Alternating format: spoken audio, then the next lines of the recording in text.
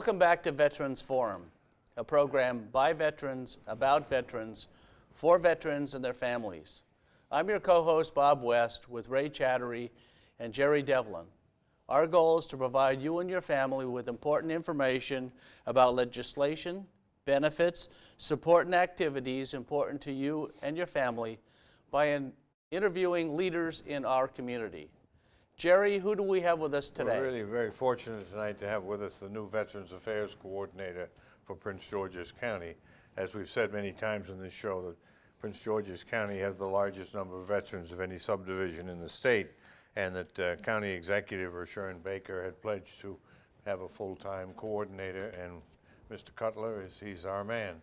He's a Navy veteran, and he's been very active in various levels of veterans activities. He was the Assistant Director of Veterans Appeals for the American Legion, and he is an active member of Post 275 in the American Legion in Glenarden, and we're really happy to have him. He also has 2 college degrees, so he brings education and experience and commitment to the job. We're happy to have him with us. Thank you. Welcome, Mr. Cutler. Thank you. Thank you. So I imagine it's a challenge down there at the Family Services with as the Veterans Coordinator, as veterans come through. Do you believe there's still an issue with veterans homelessness here in Prince George's County? Yes, I not only believe in it, I know there is. It's been going on for many years. Really hasn't been given the attention that it should have been.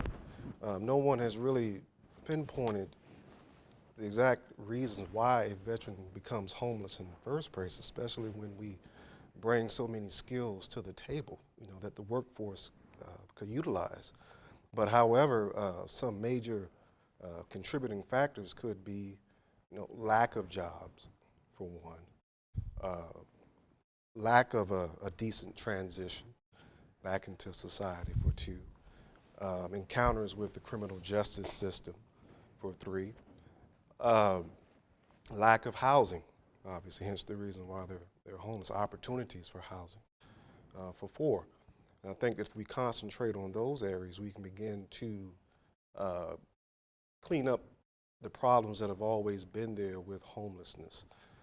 You really have to put a job in a young man or a young woman's hands and food in their mouths and et cetera, in order to prevent the inevitable, which is homelessness. And to have the highest concentration of veterans on the East Coast in Prince George's County,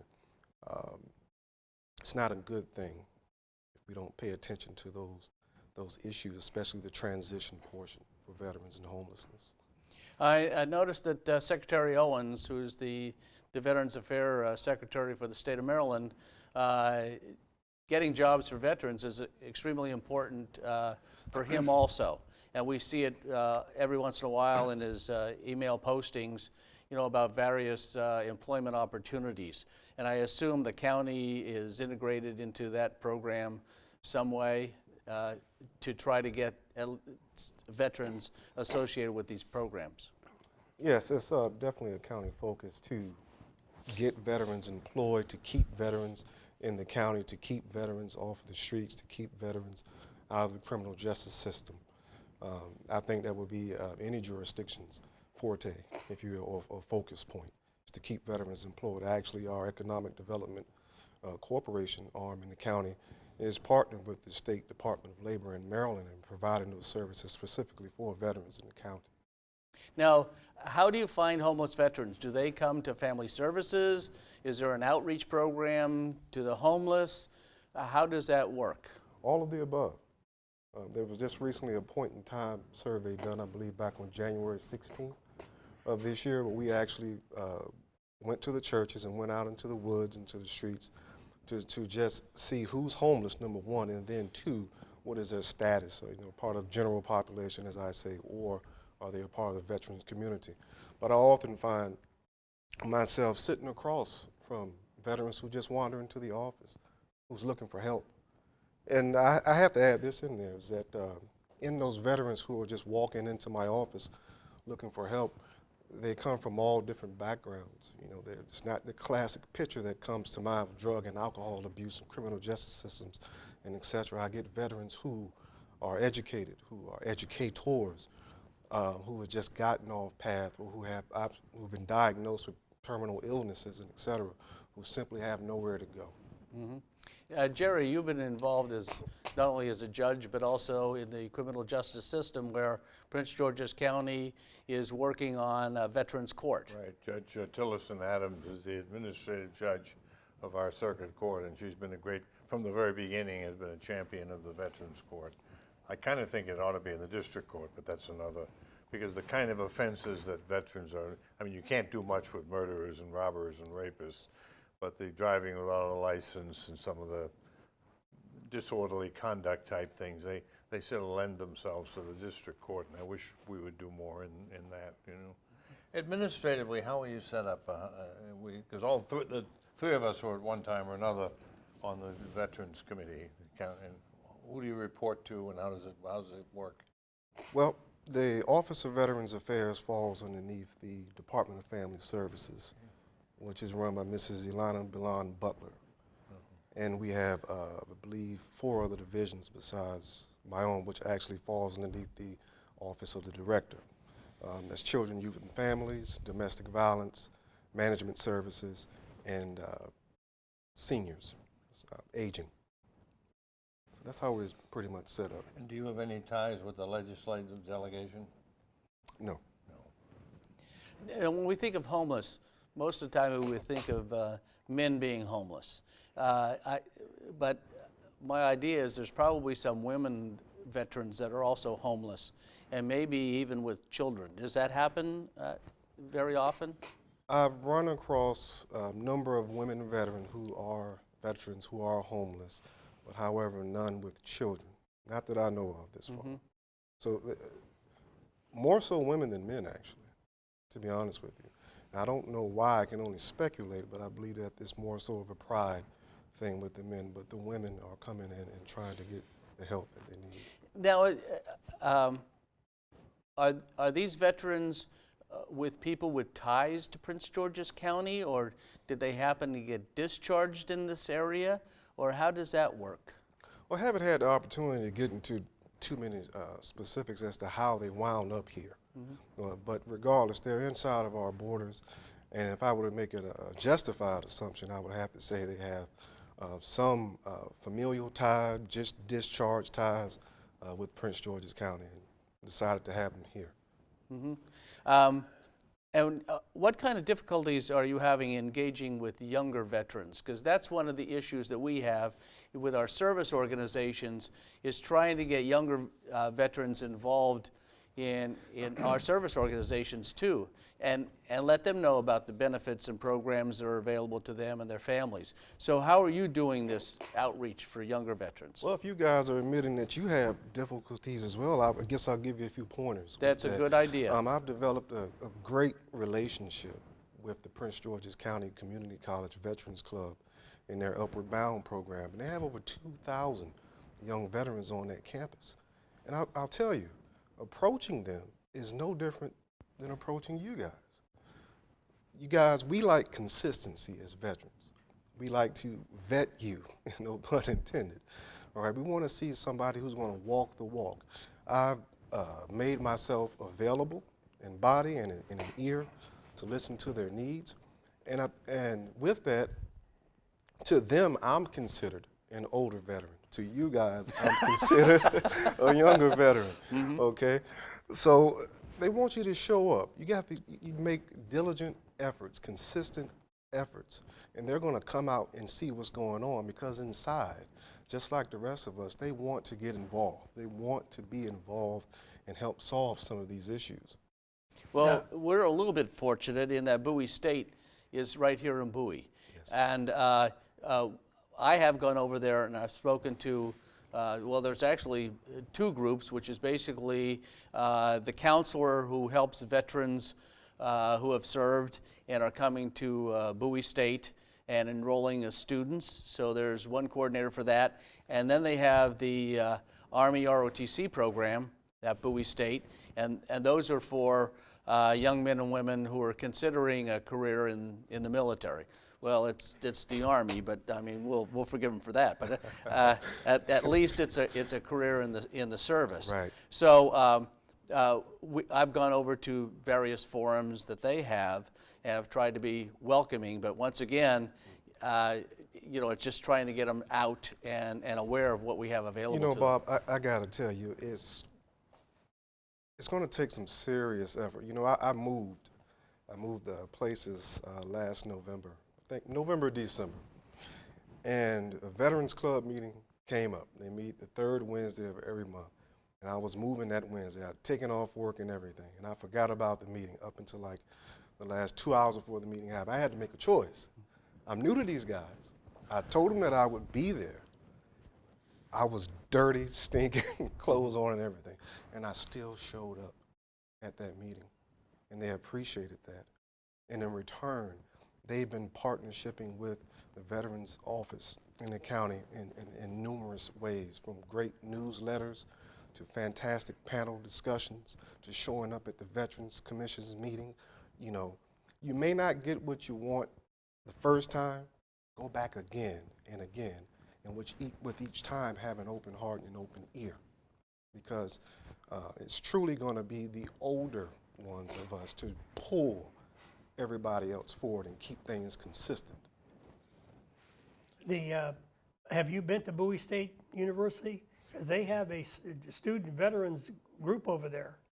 And there's Maureen is the one who is involved. Maureen Elias, she's involved in going through some additional training, and she's joined the DAV and the VFW in Bowie, and trying to get services to the veterans.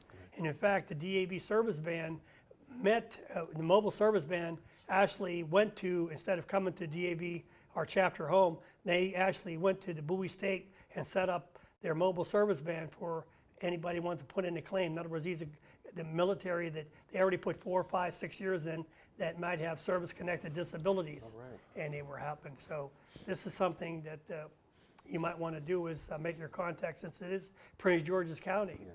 Now, another thing is, some of the homeless veterans, probably older, have thought of getting, see if any of them qualify for Charlotte Hall. Because you know, Charlotte Hall is a great veterans home, and they're in the process of having study on getting the second one up in the Baltimore area. And Well- we have an organization, it's statewide, but it meets all the time at the DAV in Bowie, the Maryland Joint Veterans Committee, which consists of delegates from all of the federally chartered, except I think the American Legion, who like to go their own way. But we meet the third Wednesday of the month if you're ever around. The DAV is on Right. Well, 197. Mr. Cutler was there last Wednesday at our last meeting. That's where we first Yeah, met. right. Right. That's Yeah. that's it. Yeah, one of the Didn't get a chance to say anything. We'll solve Yeah. that. Right. That's it. But Well- we can, yeah, but we can, you know, that we Yeah, only okay. have one more meeting in this legislative year. That'll be March the 15th. And then we have our Veteran of the Year banquet, which is March the 25th. And I'll tell you, you might want to come to that banquet. We'd I like can to go have ahead. you as our guest. Right. I have your email. I'll go ahead and email you the information. And our DAV chapter, we normally buy 10 extra tickets for the legislators and guests like yourself. And from Charlotte Hall, they send a guest from the senator's office or Congress. They'll send a letter, or they may send a representative. This way, they don't have to pay for their ticket.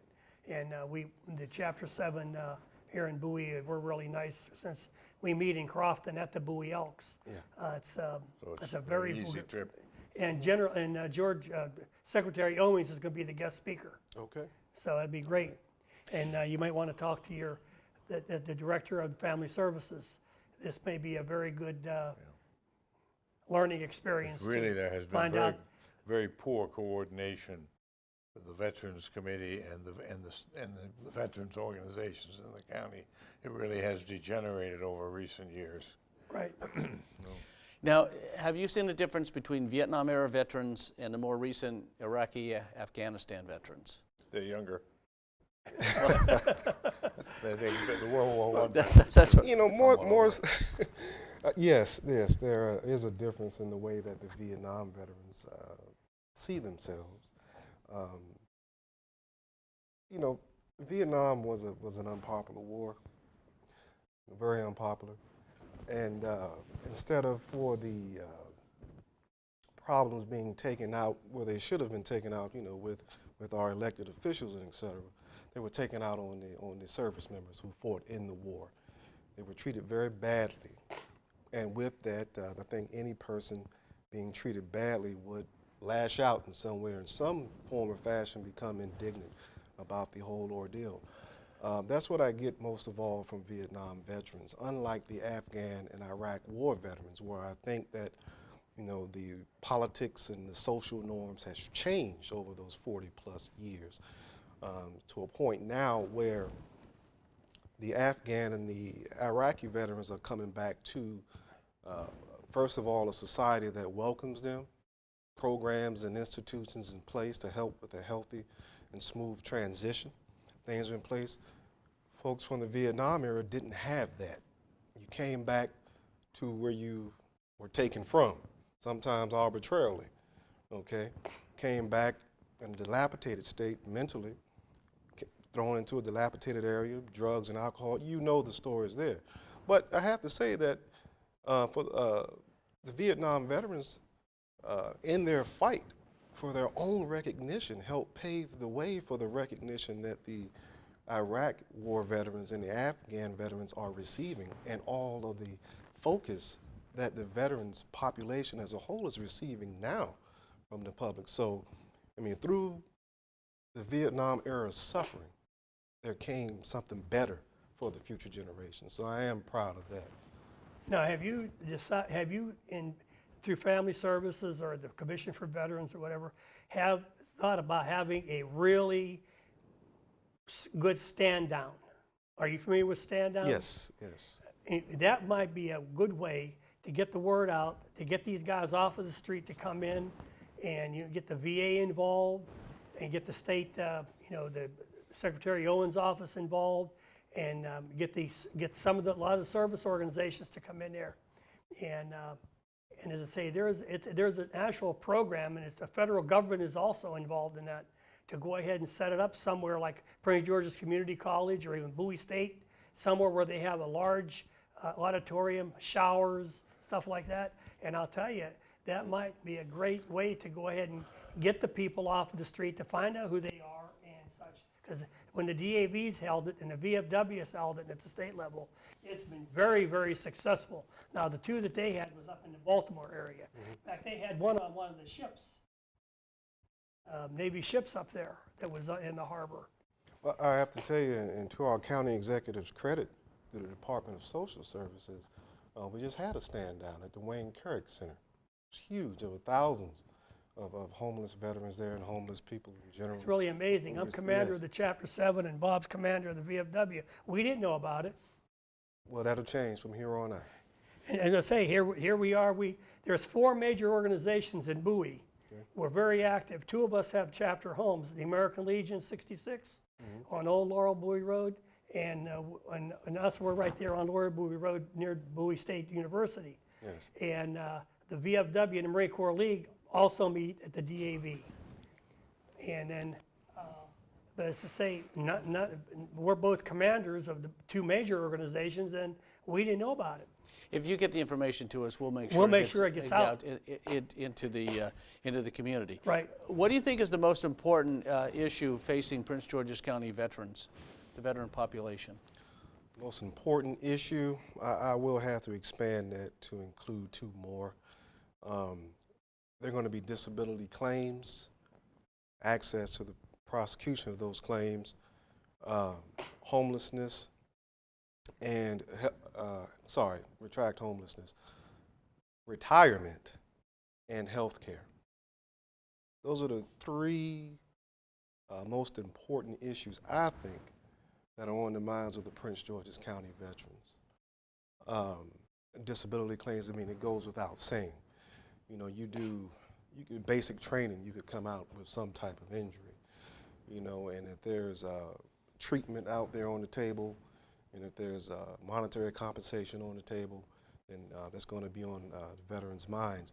Retirement, for the most part, Prince George's County has a lot of retired veterans, those who've done 15, 20 plus years, and they decided to make our county home. So it's a very important issue there. And refresh my memory, I know you guys are older than me, think a lot better than I can. What did I say next? You talked about homelessness, which was earlier, Yeah. but also if there was significant barriers to the transition into society, which would include employment. Correct. Okay. Employment. We got to get veterans working. I mean, you think about it logically, there's no reason why a veteran should not be working.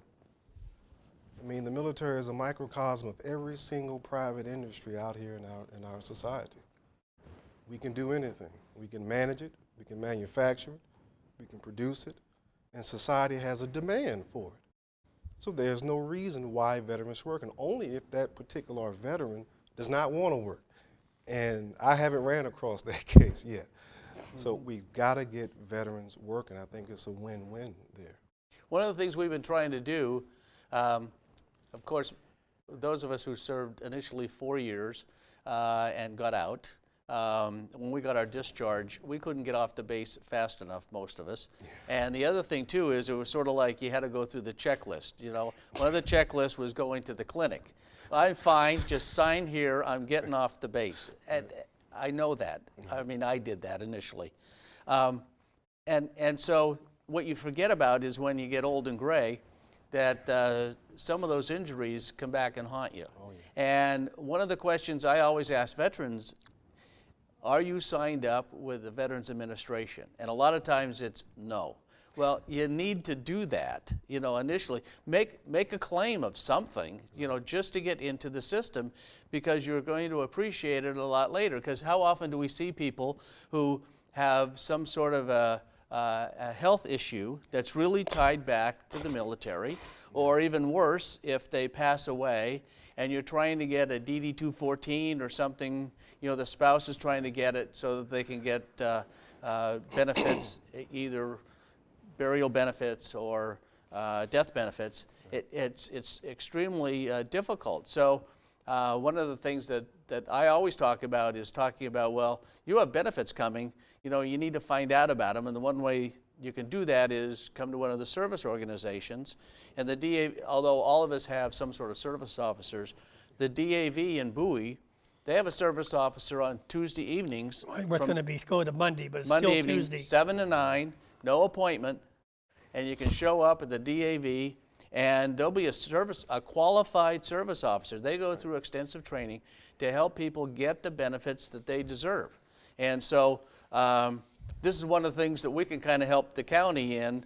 You know, if you're having trouble, then we have people that can help. And that's, I mean, that's our purpose, is to help veterans and, you know, to kind of get through all of these benefits that they've earned, them and or their family. Yes. And the DAV service officers, the chapter service officer department, they have to be certified every year. Right. So this year, it's going to be at Ocean City, 27th to 28th of May, right before our state convention. And we're our chapter, we're paying the 2 nights, there are 2 nights lodging for the 4 service officers that we want to get qualified. And so as I say there again, we do our best, and since we've been doing that, I mean, we've really helped several, and of course, we try to get them to sign up for the DAV. Now, one thing that people don't realize, any person that served in country in Vietnam, Agent Orange, you automatically are qualified 10%. You put in a claim, you automatically get 10% just for Agent Orange, being in country. And then they go from there. Yeah, and before we run out of time, I know there's other programs and services available to not only veterans, but other people within family services. Do you want to touch on some of those programs that would be available? I'll speak on them just a little bit. Like I said earlier, that we have other divisions at the Department of Family Services that the primary mission is to take care of the families within Prince Georges County. We have aging, which is our largest division. They handle everything from Medicaid to they facilitate at-home visits, and et cetera. We have children, youth, and families, which goes without saying, takes care of the obvious, takes care of the children and youth inside of Prince George's County, monitors the youth from prenatal all the way up into 5 years old. And last but not least, we have the domestic violence division. They were the youngest one before I came on board with the Veterans Office, but they have their hands into a lot of things as well. I have one very important question, and CB, as I say, being commander of the DAV, yes. We, as a DAV organization, we're not allowed to pay electric bills or phone bills or rent or anything like that. Mm-hmm. And we try to we give them a phone number over at the county social services. Now, does your office help these, not homeless veterans, but veterans who are, having a rough time financially for heat and electric and house payment and stuff like that, help them get back on their feet? I'll tell you this, any information is good information, and if our office can't help directly, we can certainly refer you somewhere where you can get the help that you need, and that's for anybody, veteran or civilian. Yeah, they'll have Ernest's name and phone number on the screen, so anybody listening and needed to get a hold of him, please do, because that's what we're here all about. We want to thank Curtis Cutler. He is the Veterans Coordinator for Prince George's County, for being our guest. And we want to thank you once again for watching Veterans Forum. But now we ask you to get involved. Please stop by the American Legion on Laurel Bowie Road or the DAV on Route 197 and find out about the benefits, programs, and services available to you and your family. You don't have to join, you just have to stop in, say hello, and we'll get you fixed up with the benefits that you've deserved and you've earned. And we all want to thank you once again for watching Veterans Forum. Thank Tom Allen. Went quickly, nice to have it. Likewise, thank you. Thanks, Tom.